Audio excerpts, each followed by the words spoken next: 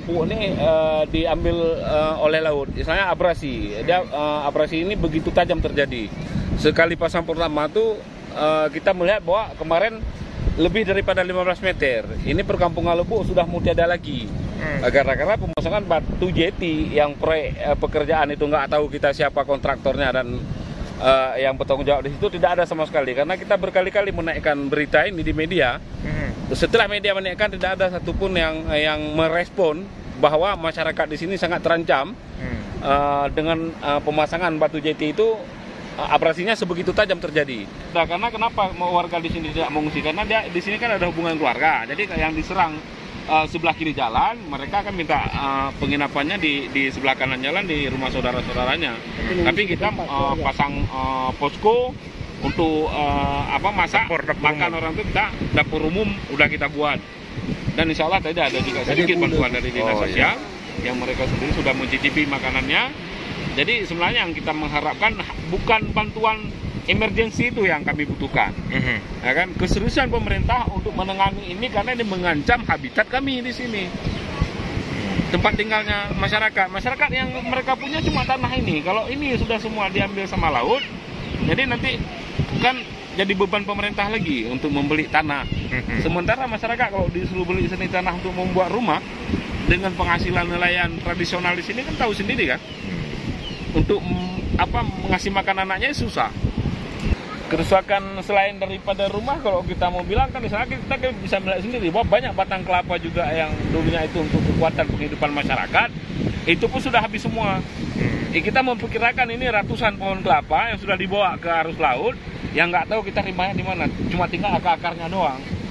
Nah, ini sangat mengganggu aktivitas masyarakat, karena masyarakat saya di sini kan 99,9% itu nelayan.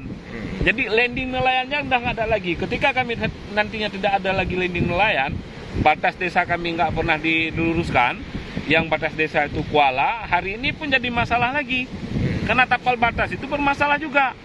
Nah, jadi nantinya jangan salahkan masyarakat kami ketika masyarakat udah parkir di jalan.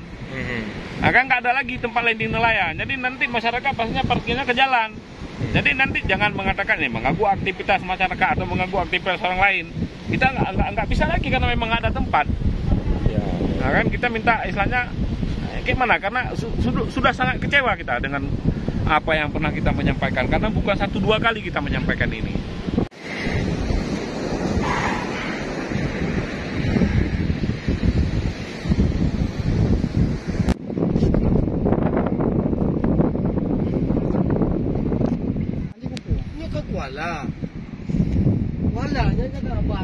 Ya pemirsa, batu ini dibilang orang membuat rusak kampung ini.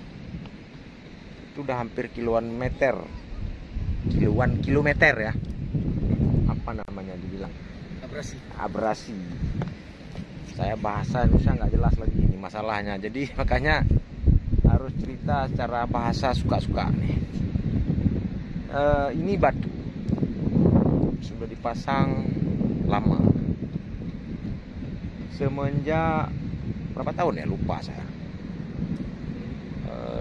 2012 ya dipasang. Entah untuk apa saya juga nggak tahu nih, karena dulu pernah juga masyarakat melapor, dia bilang ini batu untuk sungai sebenarnya, tapi hari ini itu muaranya ketutup. Kemudian air yang datang dari sana, dari laut, menghantam batu ini yang menjorok ke laut.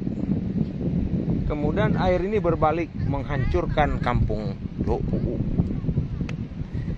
Nah pemirsa, begitulah yang dibilang oleh orang-orang di sini. Sehingga apa fungsinya dibuat ini? Apakah untuk taruh-taruh? Nah, mungkin ada fungsi bagi pembuatnya, mungkin ada fungsi sehingga memberi rahmat, bukan bencana seperti yang sekarang terjadi. Terima kasih pemirsa, semoga bermanfaat ya ilmu pengetahuan ini. Saya harus belajar dengan orang yang buat jalan ini, batu-batuan ini, ilmunya, karena ini manfaatnya banyak bagi kepentingan pribadi. Terima kasih. Assalamualaikum warahmatullahi wabarakatuh.